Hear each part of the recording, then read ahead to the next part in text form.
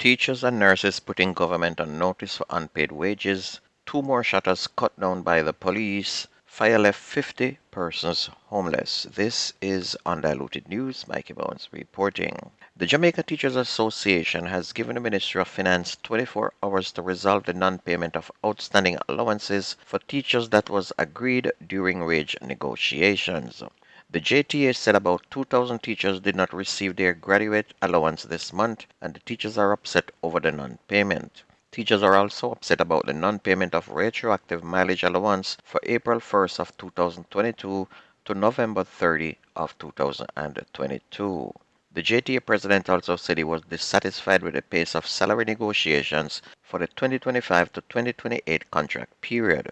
Meanwhile, the Prime Minister and his friends got millions of dollars in raise, but a few hundreds to the teachers cannot be paid. And this is all the way back from 2022, yet they expect them to stay in Jamaica and teach a bunch of kids who sometimes come to school with guns.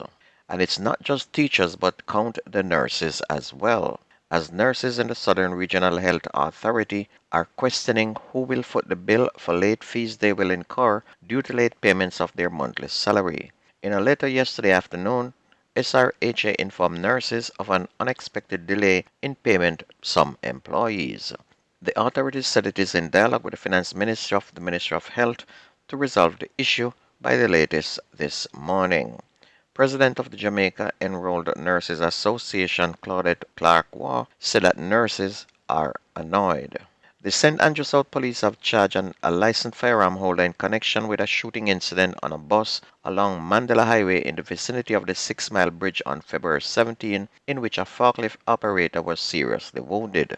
Peter Campbell, a 57-year-old driver employed to DECS Management and Logistics Service, is charged with wounding with intent and using a firearm to commit a felony. Investigators had reported that Mr. Campbell, who was contracted to pick up and drop off workers employed to DECS Management, was involved in a dispute with a forklift operator.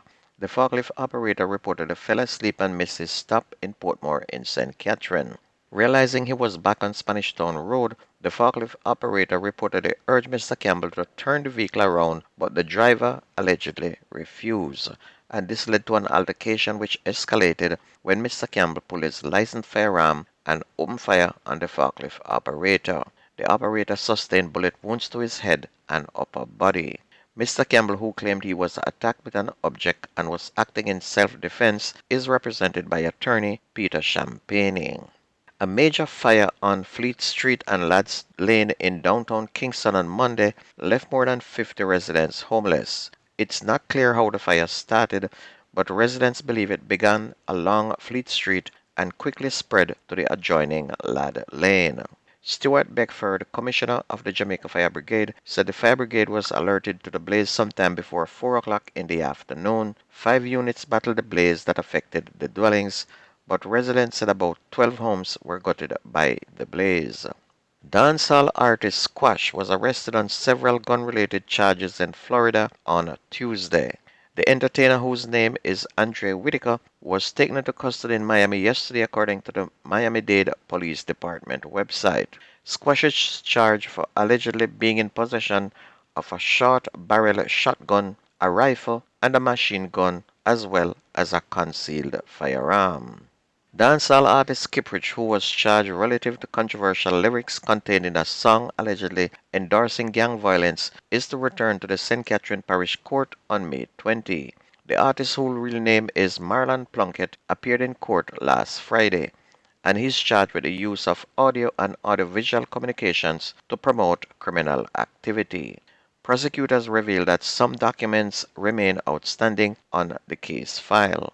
The defense has also signaled that they may challenge the charges laid against the entertainer on the basis of potential constitutional breaches. And I listened to that song, and boy, Kipper really do himself wrong for doing a song like that. He's bigging up a known killer and cussing the police. But that's dancehall music in the gutter. And it seems as if the police are doing one a day now on a streak to hit 365 by the end of the year. The Area 4 Police on Tuesday launched a series of operations targeted wanted fugitives and criminal gangs behind the violence in the corporate area. Assistant Commissioner Michael Phipps, head of Area 4, said that the police are concerned about the activities of the gangs, with some of them involving firearms trafficking, murders, shootings, extortion, and contract killings.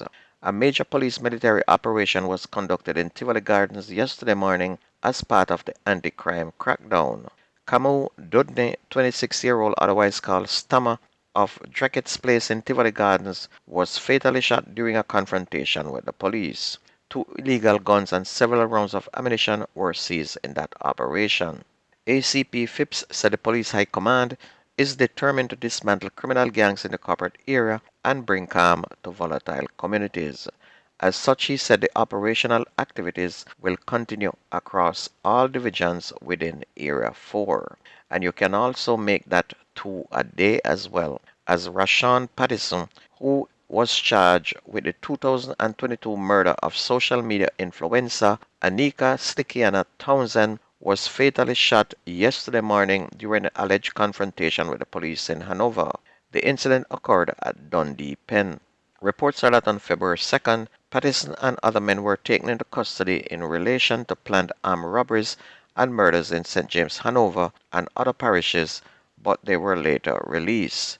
The police said Pattison was a member of the Blood Gang, which is operating out of Salt Spring in St. James. The police said that when they went to accost Pattison yesterday morning, he engaged them and was fatally shot. And earlier this month, Pattison's case in the Slickiana matter was halted in the St. James Circuit Court until October 15 to allow him time to recover from ill health. Well, he won't be going to court anymore.